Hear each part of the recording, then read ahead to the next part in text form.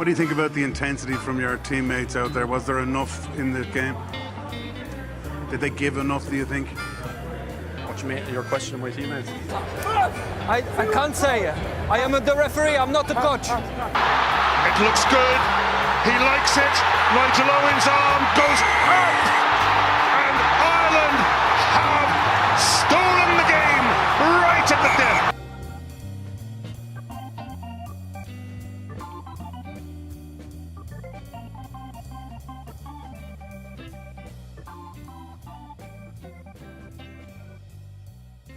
Hello and welcome to the Charge Down. So today we've got myself, Rob, Neil, Dave, and we're going to start off by looking at Leinster versus Bath. So what are our thoughts, guys? Well, I suppose you couldn't really look beyond Leinster, really. I mean, Yeah. the vein of form they've been in, the players they have, everybody out there seems to think they're the best team around, including the three people at this table, I would assume. But and I don't like Bath. They're sixth in the Premiership at the minute. Like I can't name any of their players offhand, but what the players that I do know would be like Underhill and Consigniga. Can't pronounce that. Like they're not exactly world beaters. They might have one or two players in good positions, but Leinster have fucking stars all over the park. Like Noel Reid. Noel Reid, yeah. Not to call out anyone, but I'm calling him out. he's definitely a South Stand favourite. Oh, Noel Reid. Iceman, that's his nickname, isn't it? It was back in the day. I'd agree with that, but the only caveat I'd put on it is Bath's pitch is very heavy and narrow. I think it's the forecast is for wet weather, so this could be turning into some kind of arm wrestle where it struggles to get out of the first gear. Do Bath even have the forwards to fucking contest Leinster in They've that Francois regard? Like, Lowe. Low and Underhill, so if two good guys over the ball, light enough. for jackling, is jackling all that important in wet conditions necessarily? It gives them an extra split second if the players are being sucked in with the pitch. Like if it's very quick and Leinster go 100%, like you don't have the opportunity to attack a ruck. But if it's a bit slow, you can see people lining up. You can position yourself in that. Having said that, their second rows are pretty good. It's Atwood and Ewell, I think, is the other second row. The front row, not much in it. Atwood, Ewell, have either of them been capped for England, or are they there? Atwood definitely. He's been around for a while now. Ewell, I couldn't tell you for sure. He's their captain, so he's probably first choice then for them. But it's a weird setup they have in Bath. Like they're a very talented team, I think, a very talented squad, and they could theoretically be relegated this year. It's like not a crazy. Yeah, that's the thing. Like a year ago, I would have said I fear them, like no doubts. And then I haven't thought about them. And then recently, I heard they were in sixth position, and I was like, well, in actual fact, like what are they bringing to the table? You know, I don't think. Like, well, then again, I wasn't afraid of Toulouse, and look what happened there. Well, Toulouse have improved a lot from previous years. Like the top top 14, I think, at the moment, or else very close to it. And they're playing very good rugby, so they are actually a team on the up. They're close to the top of the top 14. They're either second or first, I think. Claremont are first, and they are second. Jesus. They are actually playing well, and they seem to return to that roots of the old Toulouse, where they're bringing through young players, experienced mercenaries, and French players that get off other clubs. Do they still have Census Johnson? No, he's still knocking around, but they don't have him. But back to the Leinster game. Yeah, it's a weird setup, as I said. Like they sent out a weird apology, basically just apologising to the fans and saying that Todd Blackadder is setting up the team for his successor.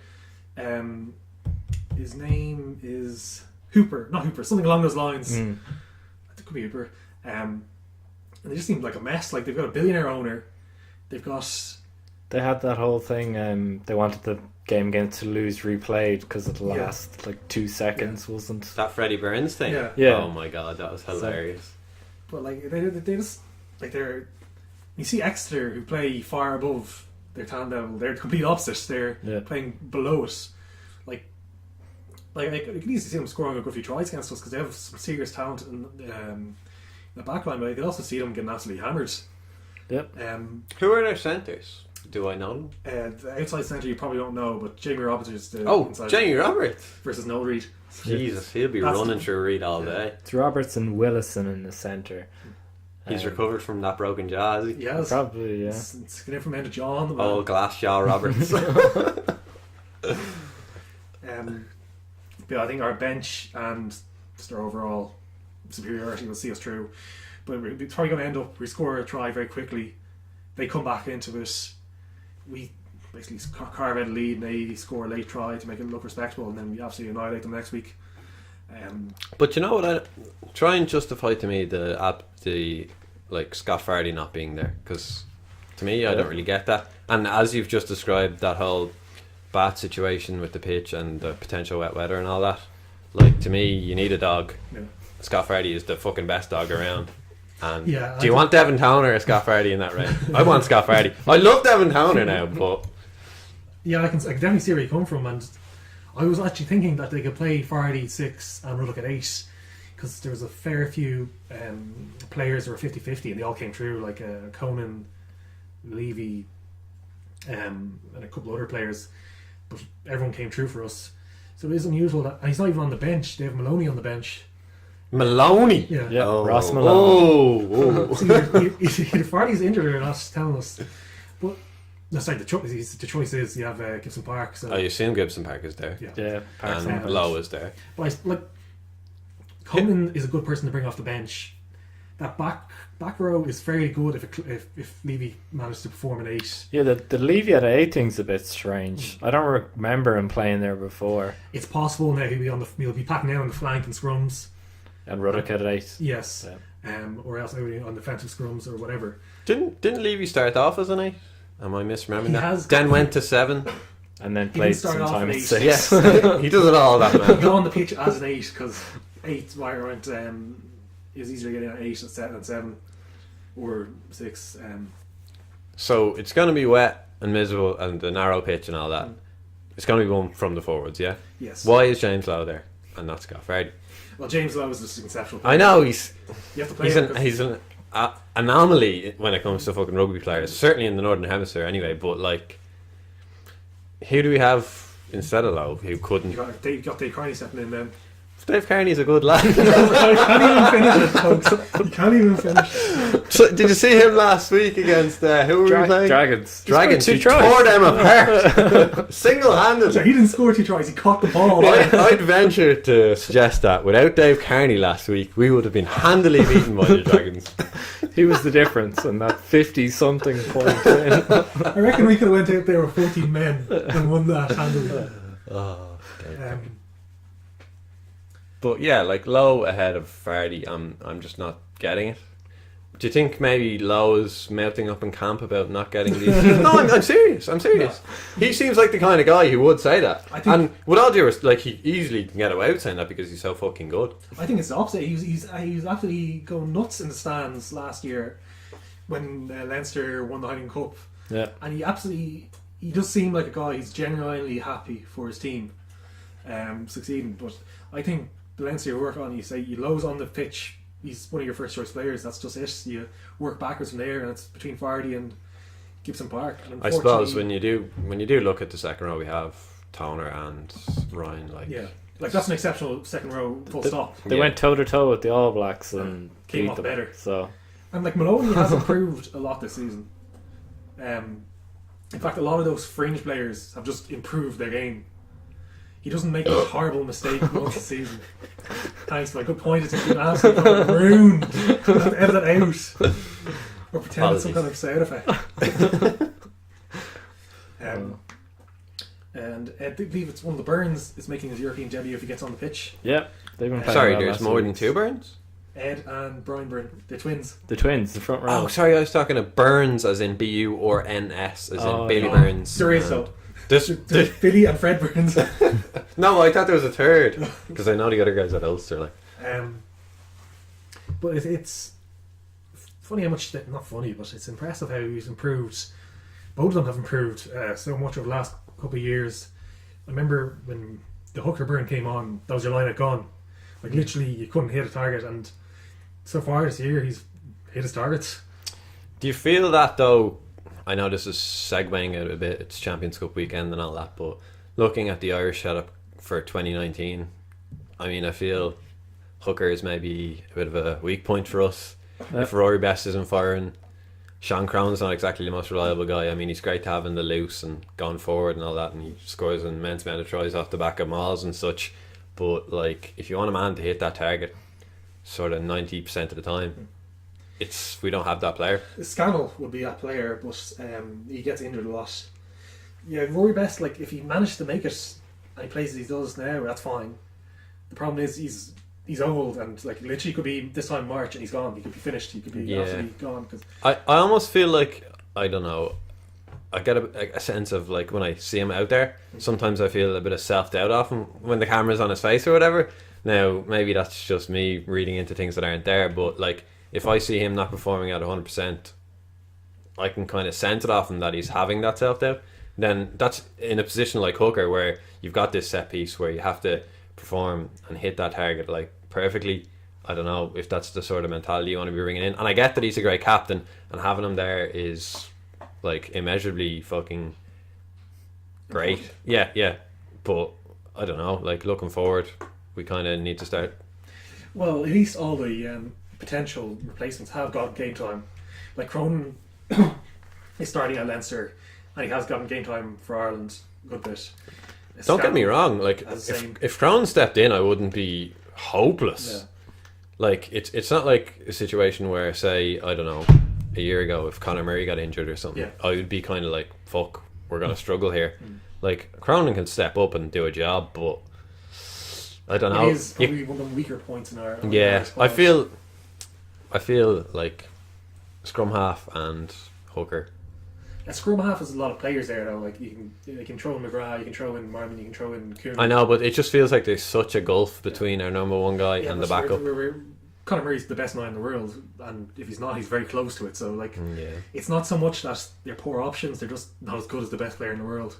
I suppose so. You can't exactly expect to have two best players in the world in the one position, like in the same country. Unless you're New Zealand. Yeah. Then, fuck them. then you can probably have 3 or 4. And guys like James Lowe, which don't even get a look in. Yeah, so. It's wealth of riches down there, alright. And speaking of Murray, it'll be Murray and Carberry's first start for Munster against Cast on Sunday. So that'll be interesting to see. This is part of the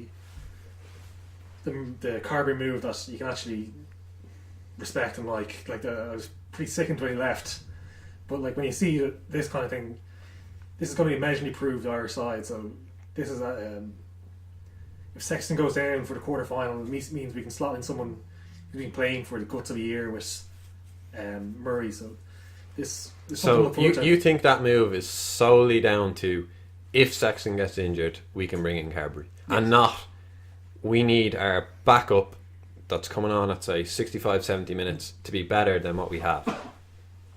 Yeah. No, I think the long term is getting Carberry game time, and if he stays at Munster or comes back to Leinster or whatever, it means basically we don't go into the quarter final like last time with someone who's played 20 minutes off a bench most, and in the wrong position, like because Carberry is versatile enough that we might have thrown him a fullback, but he's definitely starting 10 for Munster. Yeah. You mean JJ Hanrahan's what's there in the head? No. It's very similar to the Madigan thing where we had this versatile player who play across the back line. He was good attacking. He just didn't have the game time that Sexton did because Sexton was playing, and it meant like he didn't perform poorly in the quarterfinal, but that was it. And now he left. Yeah. So 2019 Bolter for second man behind Carberry if Sexton gets injured going into the tournament. Madigan, yeah.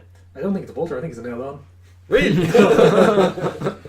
But like it means we're going into that with hopefully Sexton and Carberry both starting 10s, and we'll have probably Byrne a third choice.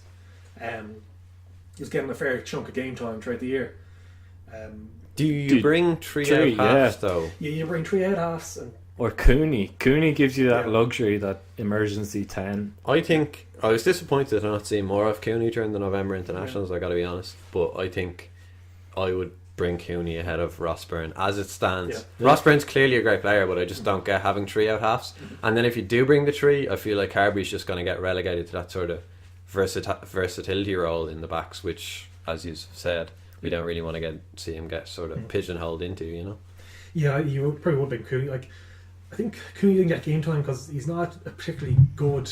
He's good for Ulster because he came in and he actually played well, and he can kick and he can cover 10. But if you say, is he the second best swim half? Maybe not. Maybe. What's his kicking percentage? Anyone know? It was high 80s. I think it was pretty good.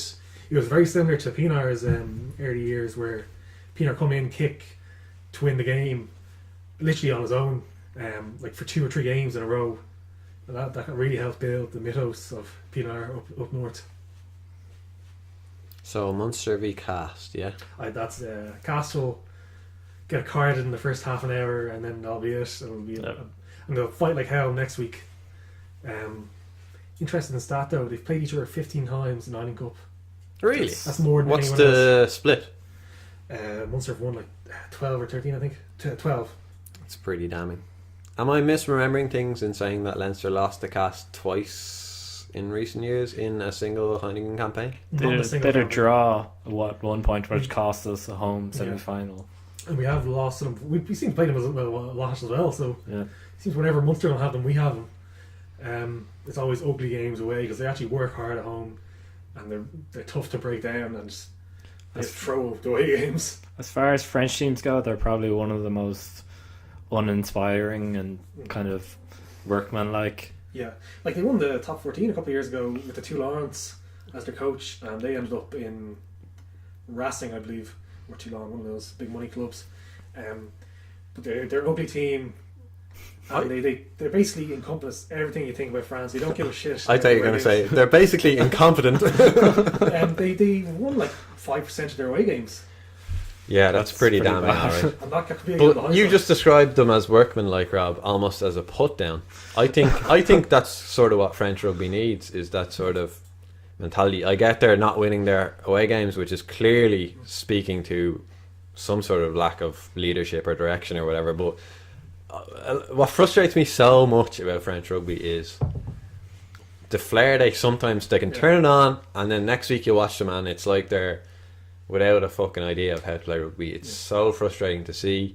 And I think if they had more teams who sort of had that stable base of they can put in a solid performance, get their basics right, they don't necessarily have flair, but they can challenge any team there week in, week out. You know, I feel like the top 14 would benefit immeasurably from that, you know. But, we say French team, but Cast have had a lot of foreigners. Like they had Rory Cockett for a long time. He was basically their general.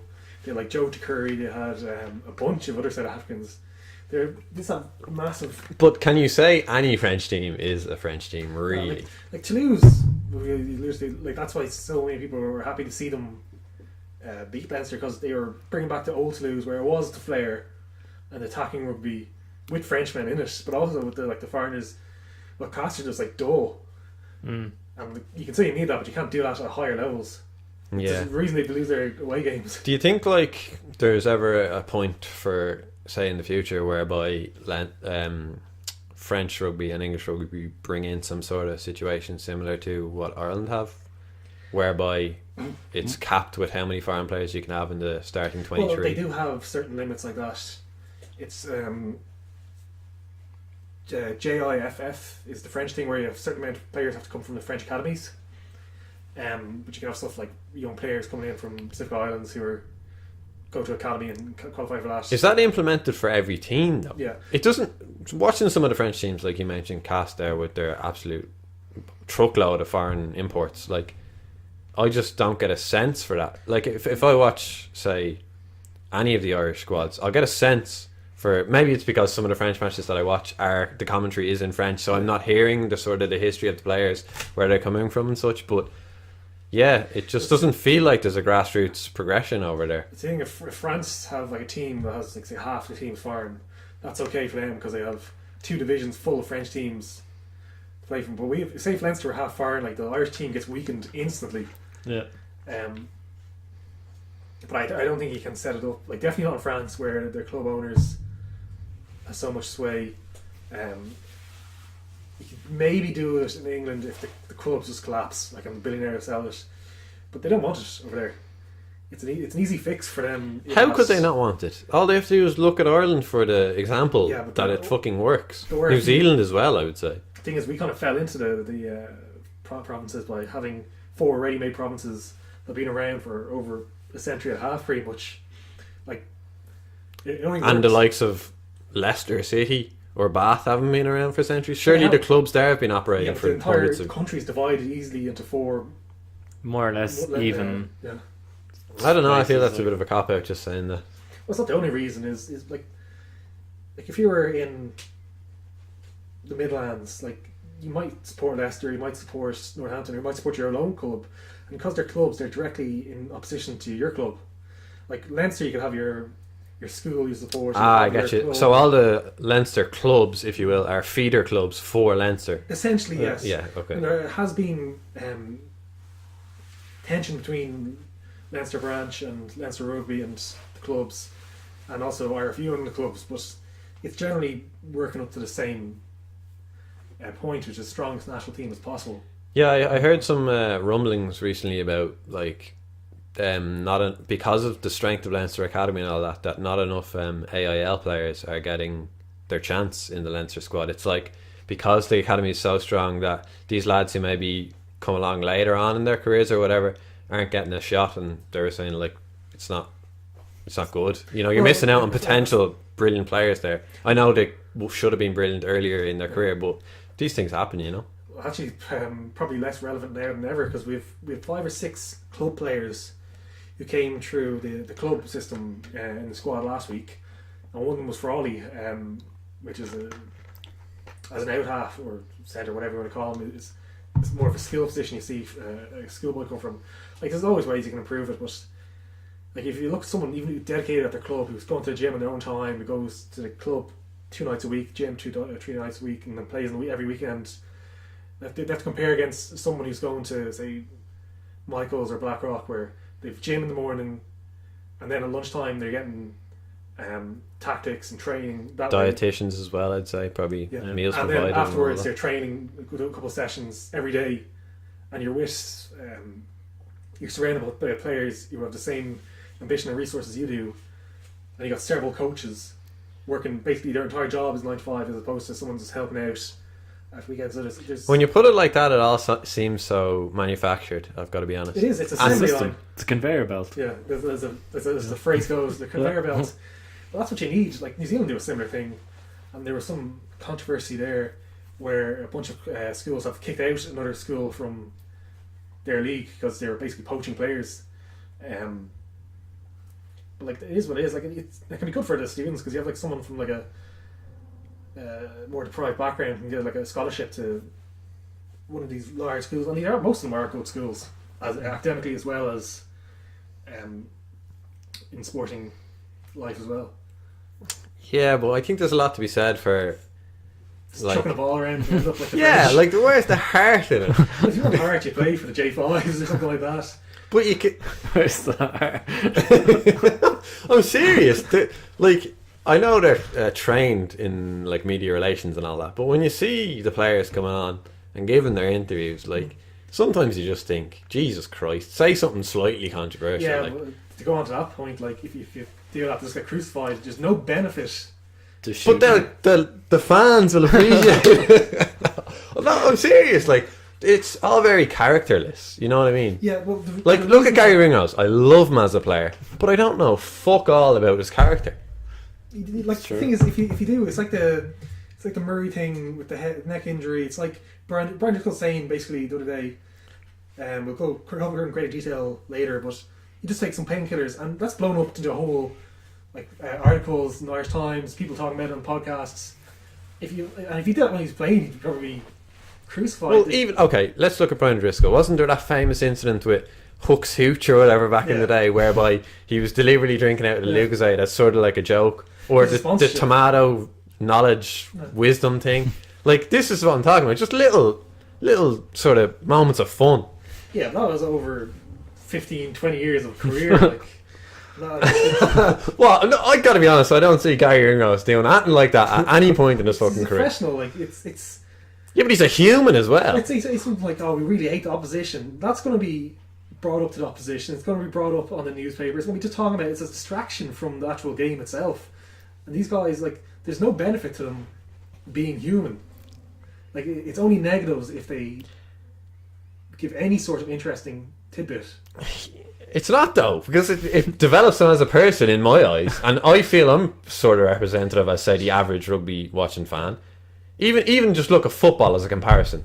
Like, there are stronger personalities in football than... There's so many more footballers. Like, there's like, most of them will give the same basic canned thing, where it's Most of them will, but the storylines behind the scenes and all, it gets the fans invested.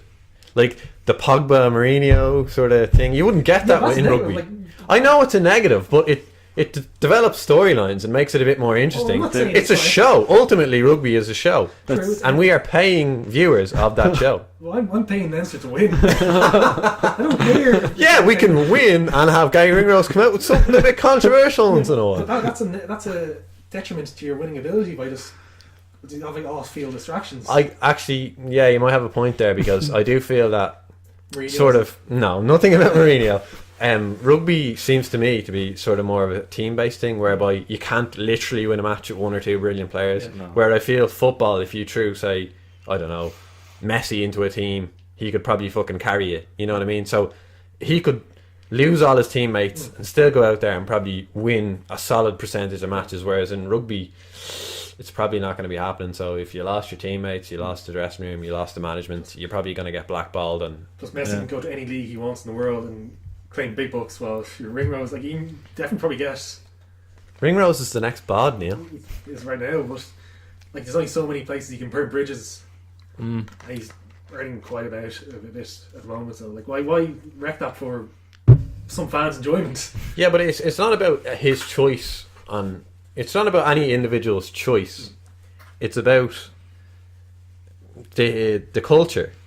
Like, should these fucking 19-year-olds, 20-year-olds be trained how to interact with the media? Yeah, Why? because if they don't, they're just going to get cut apart. Yeah, you have to look at it like the media is trying to get them to say things and trying to pry them open and get them to say something interesting. Like, you see it a lot at the BBC after post matches, two teams lost. Like, they was asked these leading questions. So, what do you think of the ref or something like that? Yeah. You're like, this person's lost. And he's trying to be like graceful about it, and you're just like poking the wound. I suppose so. The only thing you can say is just move on. Like, and it's a problem. All I'm saying is I would like to see a bit more character out of the players. Maybe that's too much to ask. If I want that, I could probably go fucking follow them on Instagram or something. But anyway, Munster and Cast. Yeah, Castor got hammered. Chris Yeah. Farrell, he seems to be back on the It was scene. against Edinburgh, and they were poor, but he played very well offensively. Yeah. I think he's missed a couple of tackles, but it's only his first game back. Do you think he makes the World Cup? It's an interesting one now. You have Aki, Ringrose, and Henshaw as the first three at the moment. But if all four are fit and firing, like, who do you play? Because Well, to me, has Farrell not played at both 12 and 13? yeah, I get That's Aki out of Sanchez. there and put Farrell on the bench, I gotta say. It's harsh on Aki. He's But dinner. he's not really Irish, is he? cut it. No, but seriously, you gotta. There's something to be said for valuing an Irish-born There player is, but, over a like, blow-in. But And he's clearly incredibly passionate. We saw it against New Zealand. But, like, you got to give Farrell his chance. And, I mean, let's say I don't exactly have high expectations, but Ireland win the World Cup 2019. That's the high Would you rather Aki be there holding up the cup or Chris Farrell? It's very far down my list of priorities if we do win. What'll look better? Just get Aki to play 79 minutes first part out and put Farrell on for the photo op. Get in there, Chris. I Just think- squeeze in. But to me, maybe you don't want like-for-like replacements, but I don't think Farrell is a like-for-like replacement. I People- feel he's like-for-like with Henshaw. Yeah, I think you put him as second choice 13 as opposed to anything else Hmm. because he can hit lines very well and he has very good hands, like long passing and offloading. I pigeonholed him at the start of his career as just a big centre who can The Bosch merchant. essentially, because he's a big centre, offload like a Sonny Bill William Light kind of thing, but he does have a lot of skills, and I think it's hard to miss. I think Henshaw could miss out of those four if they're all playing I think Henshaw's too good to exclude. I would never start Farrell or Henshaw ahead of. Sorry, Farrell or Aki. Never start Henshaw. Farrell or Aki ahead of Henshaw. I don't know what. I think he's too reliable and too solid. I see Aki making mistakes here and there. I can't remember the last time I've seen Henshaw making a mistake. I got to be honest. He does a few times. Whenever he makes a break, he thinks he's faster than he is. This is like a personal gripe for you. I've heard you say this before. Because he does it. Like, he makes the break and he keeps on running and he gets brought down and he could have passed. Like, he has had a very good season so far. I think Aki Ringrose is the starting partnership. I'm Henshaw, Henshaw Farrell, Ringrose background. myself. Rob, what would you be? I'd be going Aki Ringrose. And bench. Henshaw gives you that versatility, so that if He you has do played need a full back before, yeah. I hasn't don't he? think we put a centre on the bench. I think we put someone like Addison or Lamore. Addison from Ulster for the World Cup. Maybe not. World Cup final. Addison on the bench. Me whole. I think he covers full back. I literally hadn't heard of him 2 months ago. But Joe Smith had him over in Australia training. Okay. Joe Smith thinks a lot about him.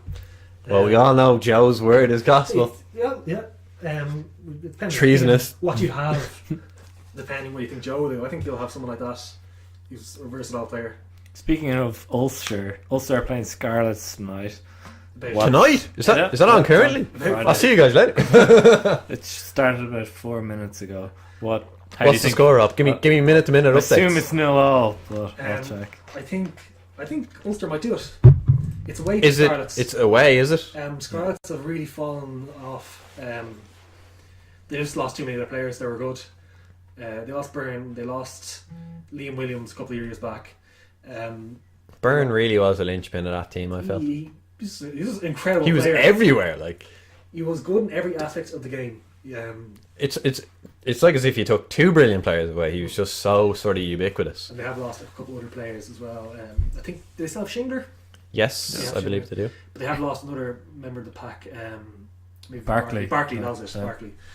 And they've struggled to replace them. Like for years, Scarlets was odd. It was amazing skills and great back line, but just didn't have the forwards to match the teams. And then for a few years, they did have the forwards, and they still had the skills. And they saw what they run, where they won the Pro 14, and then they won.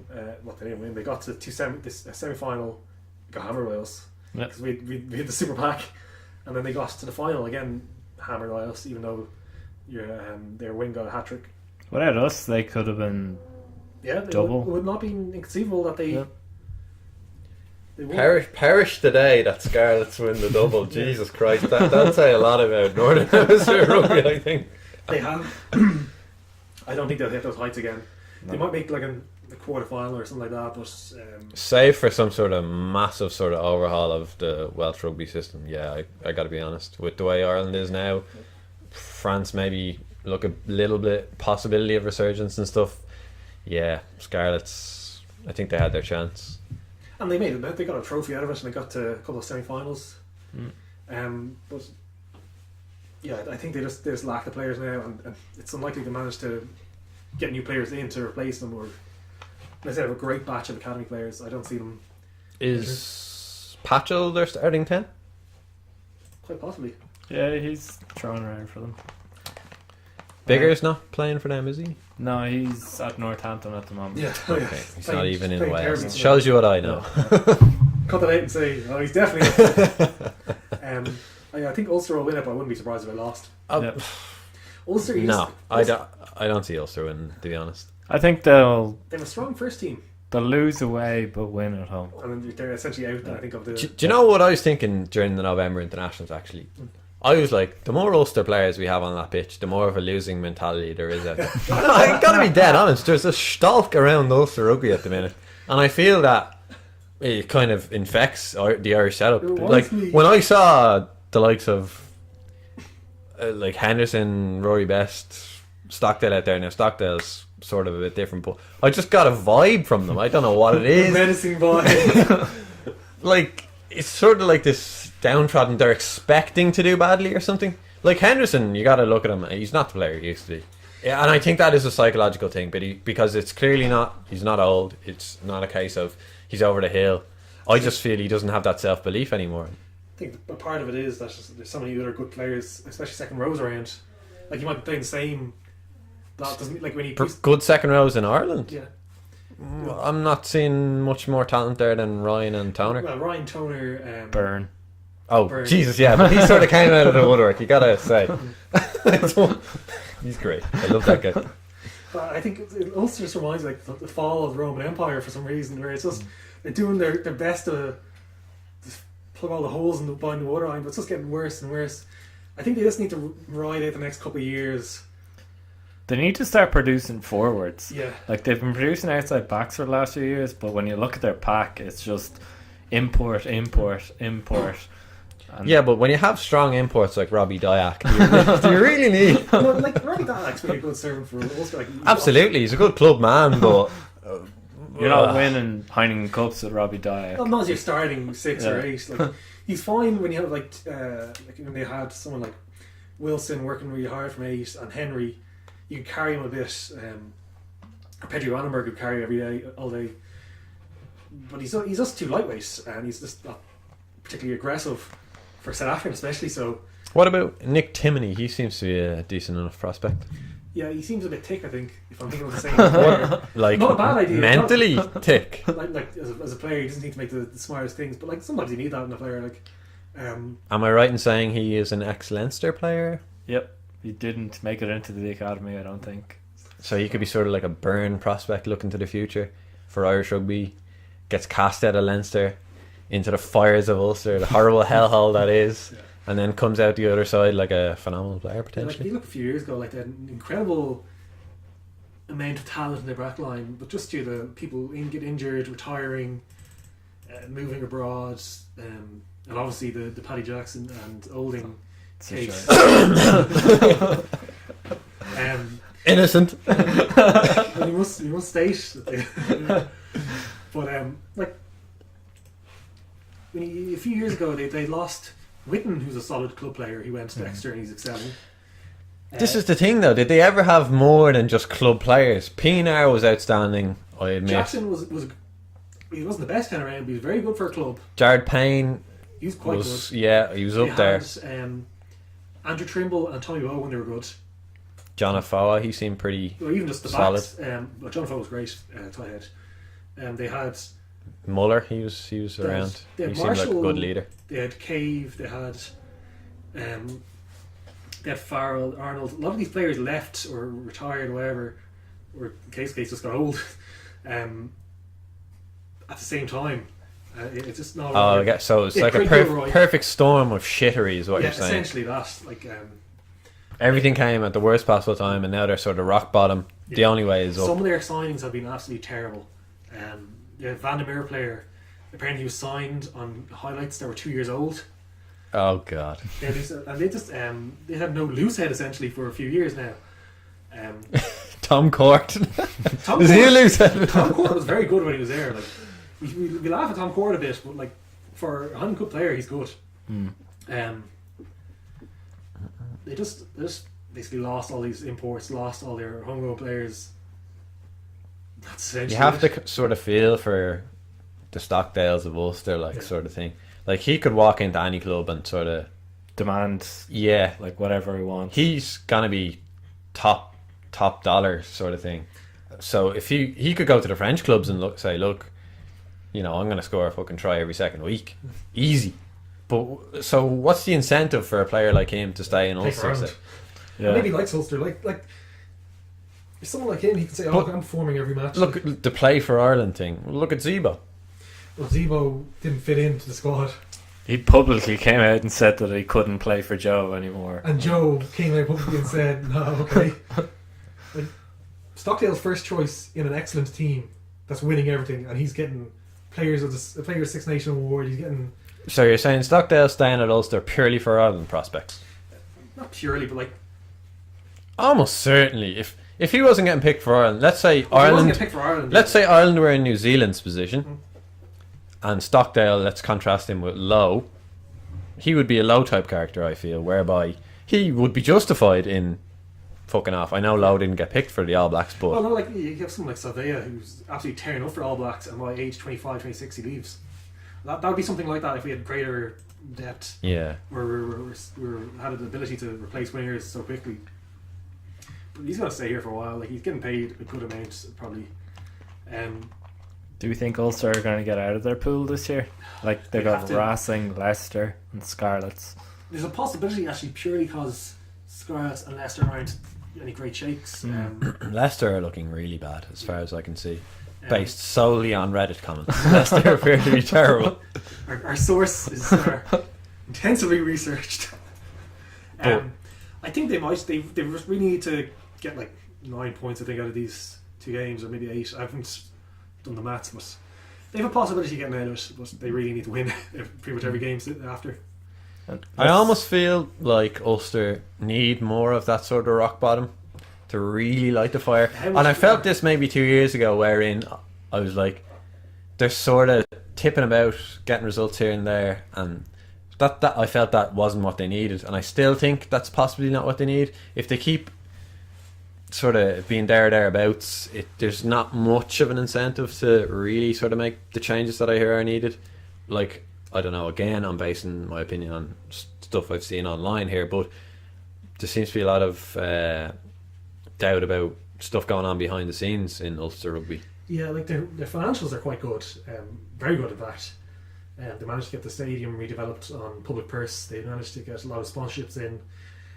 But I think there's a lot of Ulster fans see online, as you said, they absolutely hate some of the management and the background staff. But is that justified, or is that just because there wasn't a success there where they felt there should have been somewhat success? Justified. Like if some of the players being signed, like they're signing South African back rows who keep getting injured. They're signing some players that are useless. When they sign Pete Howe for massive money, when they need multiple players. But you can't account for injury. Like know, but Coetzee and Dysel, to me, are 2 good, solid. You say Ulster need a more solid pack. Like, those 2 guys will give you go forward ball all day if they're not injured. Yeah, but you do your due diligence. You make sure that if this player's injured, okay, you have someone else to lie back on. You're not fielding props that can't scrum, which essentially they have been for the last 2 years. They have made some good signs with Jordy Murphy and. So you're saying it's financial mismanagement then? Because if you say I think it's not proper use of resources in your recruitment, and also like they've gone through so many coaches in such a short amount of time. That has to be not investigated, but has to be looked at. You go from not offering McLaughlin a contract after he brings you to the Heineken Cup final. You go to Anscombe, then you get rid of Anscombe, then you get Les Kiss, get rid of Les Kiss, and now you have McFarland. But they can't even do that right. They have to get him like halfway through the season, kind of. Who was the New Zealand guy, ex-Leinster coach, possibly? And John O'Gibbs didn't even John mention him. O'Gibbs, yes. He leaves after having a great job at Leinster and a great job at Claremont. Maybe not great job, but a good job at Claremont. And then he says, "Oh, I'm going home because I'm homesick." That's okay. And he ends up in La Rochelle. Yeah, there's definitely something fishy going on. Based solely on that, you could say there's something going on behind the scenes They're there. poorly, not necessarily poorly coached, although I think they are not great coached. They've just been poorly managed as an organisation outside of the financial aspect. I think their financials are quite good. It's a shame though, because like I would love to see 4 provinces of Ireland be at a level where every interpro is something you go into fearing, like, but looking forward to, obviously, because you're going to see a great match of rugby. But right now, I got to be honest, it's only Munster I would really see putting it up to us.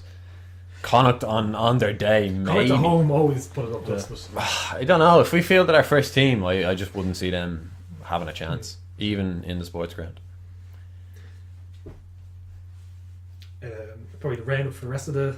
Yeah, we'll fly through the other pools. Edinburgh, Newcastle, that's an interesting one. Because both of those teams were favourites to be the bottom 2 teams on the pool, and now they're leading it. And depending on how the next 2 games go, the 2 French teams could be out. They can knock each other out. Yep. But if you look at Edinburgh's result from last week, I'm not sure if it's a strong team, and they're probably looking at this week. They're targeting Europe this year, I think. has that been Cockerell's narrative? Yeah. Well, like they're doing okay in the league. Cockerell has been a great acquisition for Edinburgh. Has he though? He's been playing with steel. They're Well, I do remember that one Leinster match where they fronted up and were solid and looked like they were going to cause us a bit of hassle, and then I seem to recall we just sort of pulled away. Yeah, like, but the thing is, like, Edinburgh team previous year was just giving up and we hammered them. They actually really worked hard. We still beat them handily, but like, we've beaten a lot of teams handily this year. I want to put you guys on the spot and say, name one Edinburgh player. Kinghorn. Toulis. Okay, we're all right in that regard. He got rid of a lot of players after his first year, and now he's building the team in his image.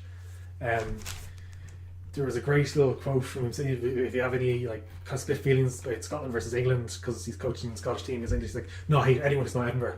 Oh, I heard that recently. He's Yeah, old school in the max Cockerell, and I like him for that.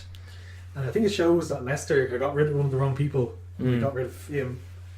wasn't he with Leicester for years? He was. He went from playing, I think, basically up until it was 2009. He actually got his first head coach role with them because they had was Heineken Mayer Possibly, yeah.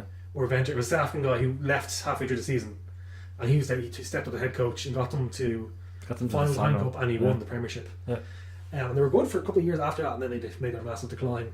And then they also went through a Matt O'Connor They cycle. put Major. Who? Major. Oh, Matt O'Connor. That's an entirely separate, like, Whatever his name is, like a little bell, the devil bell.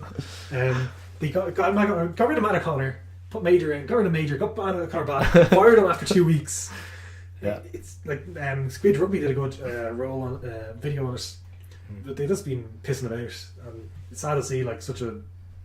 they used to be like a serious force. Even 6 years ago, you'd fear them, but now they're just getting absolutely hammered around. But teams are just better. Yep. And the other pool 3, you've got Saracens, Glasgow, Cardiff, and Leon. So Saracens are just running away with this. They're gonna go undefeated. Toji injured his knee. Yeah. His patella. He might be out for the first game, Six Nations. All right. Would you venture to say that Itoje is such an important player to their setup that would significantly weaken the team? Oh no, I was just mentioning as a fact he plays for Saracens and England. He might miss the England game. He's looking apparently for 500 grand for his next contract. He might be moving to Wasps or maybe another club. Don't think he's worth it, but he is a very good second row. Who's the other? He has a bit of character now. Speaking of no character, like, he gets up there and does a bit of something, something you can get behind. None of this. Oh yeah, the opposition were really good. They put it up to us for the first 60 Has he minutes. said in crazy interviews? I don't think so. I think it was more of his antics during the match. No, but I just get a feel from it. He writes poetry and stuff. Like, I don't look up that shit, but I heard about it, and it's like, okay, I can respect that. He seems like a fucking person, not a robot. And he wins. That's the other thing. Yeah. He does win. He's a good lad. It was Leon Glasgow, was it? I think Yeah. maybe Glasgow win. I don't know. I don't care. Glasgow just can't into Europe. Like they've declined a bit. I feel from a couple of years ago. It's funny you say that about can't into Europe, because just something that sticks in my head from this campaign will be that the Exeter coach said about targeting Europe specifically, and as far as I remember, they've had an awful opening to the campaign. Well, they said last year when they went to the Leinster game and we bushwhacked them at home, they said they were just treating it like another game, like it was a league game, just prepare for it normally. Well, this year they're actually treating it as its own separate entity, and they played poorly enough against Munster. They didn't use to win at all. Yeah. And the draw really hurt some of the group that tight, and then he got hammered. Maybe not on the end result, but yeah. So, like, So, yeah, looking at Glasgow, are they saying that same thing? Oh, we got to target Europe, and then just like totally fluffing it based on over egging the one pudding? possibly just not good. Glasgow have got hard groups in fairness, but like they just don't do well in Europe. Like Edinburgh, who've been over the last few years been a worse team, probably worst players they got to a semi-final, they've gotten to quarter-final a couple of times. They're just better in Europe. Is that a mentality thing then with Glasgow? It could be a bit. Like Glasgow, very good during the league. They have been for years. Don't necessarily translate that into winning trophies or winning quarterfinals even. They play good rugby. I like watching them. Yeah, they're As probably, opposed to Edinburgh. Yeah, they're one of the more attractive teams in how they play. Absolutely. And even looking to how that's transferring, say, into Scotland's play, Because they're the coach. They took the coach. Well, yeah, but they're enjoyable to watch, you know, and that's how you win more fans and get more True. sort of exposure for the sport is playing attractive rugby. You know, you don't want to go see fucking 6-3 hard fought win. Oh, they say I remember a match from about 10 years ago. Scotland played, they ended up like 9-6 or something. It was like against Australia, was it? Possibly. Is this the one where at the end Ansborough, possibly the bald white guy and the dark skinned fellow jumped up above Yes, and they yeah, I think so. The I remember that Swedish as his well. head up and That was like the pinnacle of Scottish rugby. And now look at them, they're actually playing some quality stuff. And like, I'd go out of my way to watch them, to be honest, because it's entertaining. It is. Whereas 10 years ago I'd be fucking deliberately avoiding they their had a matches. serious pack like 10 years ago with no backs, and then it switched. Now they have a decent enough balance. I don't think they're a threat. Particularly, but it's attractive. It must be hard for Scotland only having 2 feeder clubs. Yes, they probably need another club. You might have the resources for it. Do you think? Would that be something they'd be looking at? There's always talk about it. Maybe a border Reavers kind of region. That would be great. I'd love to see that. But the thing is, once you're doing that, you're splitting the players from 2 teams that don't have the strongest. Yeah, I networks, get you. and the resources from not the richest union, so it is a risk, and it might not work. You might not get the fans, like, or else you get the fans going, you get the team going, but the fans show up to like a shit team. Yep. So would you be more in favour of, say, something like that, or say another South African or the team from the USA being thrown into the mix? I'd prefer a Scottish team for adding another team to it, but Do you not want the USA team? Merc! like they're gonna NFL's on the way down. That's a No. potential lucrative market.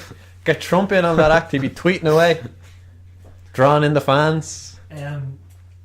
It's a barbaric sport. Unless they have loads of money to throw at us. I just think the time zone thing would be a big Yeah. drawback. You know, and also kind of, I was sort of against the whole adding in the South African teams, to be honest, because it sort of takes away from the specialness of it being a European competition, you know? Yep. So the rest of the matches, Toulouse, Montpellier, yeah, they can knock each other out. I reckon Toulon, sorry, Montpellier. Yeah, probably knock each other out over the course of the next 2 games. Wasps, Toulouse could be interesting. I hope Wasps win. Yep. Just Just they to- can claw You back. hope into this Wasps win purely because It benefits Leinster. us, yes. Yeah. Fuck you. It gives us another stake in every match, like, you know. But does it not make it a bit more interesting if Toulouse win? A bit more putting it up to Leinster, you know? Could be. I think we will win the pool. It would be a big fucking upset if we did. And the only other game is Racing Leicester. I think Racing will probably win that very Yeah, easily. they should handle them quite easily. Zeebs will tear it up, will he? Yep. There's outside chance he makes the World Cup squad. Please no. Please. Unless we like suffer 7 injuries in a row, we bring him. Even then, I would rather see... Like if we lose 3-4, I would rather see Dave Carney walk into that squad. Steve will not be a fan of this podcast. GK has been deployed, folks. All right. Monkeys. So I think we've summed up all the pools. I suppose the only other major story in rugby this week was the bod revealing the painkillers in rugby and how readily available they are and how much he was using. I would them. say they were. There All seems right. to be a bit of disparity there about how things were and how things are now currently. Certainly, I was looking at the papers today and Leo Cullen was saying that's absolutely not the case as things are run in Leinster. Now, maybe that's just to save face, but I believe the man, you know, he has credibility. I stand behind what he It's says. quite possible that that was the case, and it's no longer the case. But yeah, basically, it's just like we should. One side of it, we shouldn't deny people pain relief. Yeah. But on the other side is like your only ability to play this game is if you're drugged up. Yeah. I think it's probably the minor issue compared to everything else. But Like you wouldn't. It's like some people heard it saying that when you say denied and pain relief, that's all well and good, but to me, they shouldn't be fucking playing if they're in that amount of pain. So you take whatever rehabilitation time you need, and we will bring you back in, and you can do your job in a pain-free fucking environment. Yeah, It's actually kind of sickening, to be honest. It's like something you do to an animal. No, So seriously. either that- Seriously. We need this horse to win. Drug him up there, we'll send him out like. Yeah. But like, I suppose the counter argument is the person making this conscious choice. But like how could rugby survive if you have maybe say Gary Ringrose or Sexton playing like 2 games, 3 games a season or something? If there's no pain, there's always going to be a pain barrier in professional rugby. And they said like when I was playing American football, it's like you may be hurt, but you're not injured. Or vice versa. I never really got that. Like most 25% of a squad will be injured at any one time. It doesn't mean they can't play. Like there's an argument to be said like okay, you shouldn't be doing it, but like if you see someone like getting up after getting their ribs tickled or getting hit A gigs, stinger. sometimes, I still don't know what a stinger is. Anyone care to enlighten me? like if you see someone like fighting through pain, you cheer that, you admire that in someone. So I don't see. You'd admire it in some regards, but I am almost disappointed in them when I see someone taking a knock to the head. That's And the I see them difference. getting back. I get that they're disorientated and all. And then you see them playing on for 5 minutes. And then the HIA gets called. You're like, why wasn't that called within 30 seconds? Honestly, it's a bit disappointing to see. Well, stinger is when you hit the nerve, basically. You get Oh, a burning what a sensation lovely up your sport. spine. Like, yeah, it's a burn. I think Jacqueline in his biography he's explaining what stinger was. He said like, it was a horrible burning sensation going through his nerves for like 30 seconds. Or And we lift his applaud arms. this. Yeah. Why? It's got machismo. It's the only thing left in the modern world that's essentially combat. It's So visualized it's combat. like unfiltered in a way. Yeah, it's like I see like a boxer. If a boxer takes a big hit and he stays up, you're like you admire Tribalism. that. We truly are animals. And we want our animals drugged up so that they can fight better. Drug them up and send them out. That's essentially what it boils down to. Yeah, Yeah, but like, I think the problem is not so much them taking them now, but the problem is like in a few years' time they're gonna be absolutely fucked. Oh, yeah. We already are. Like they're. well, look at Sam Warburton. There's a man who retired far earlier than he I probably. mean, even if say someone like Brian Driscoll who retired late enough in his career, not exactly on his own terms, but in the final season he wanted to retire. I imagine he's got a lot of pain. One more year. Yeah. Bring him back. Like these players are sent like not even professional players, like players who play club level, even school level. My uncle-in-law has had 2 hip replacements, and he only played school, whatever, and he got the injuries from rugby. Like I remember reading, what's that? Clear Hearts, Full Eyes. Friday Night Lights. Friday Night Lights, a book.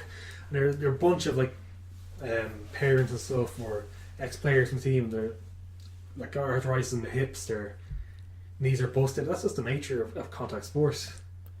I don't think it can remain a contact So, sport. would you say then that there's a point to be made for bringing some of the more amateur elements back in, i.e., the camaraderie, the fun of it? I don't think you can. So you boil it down to purely a career choice, okay?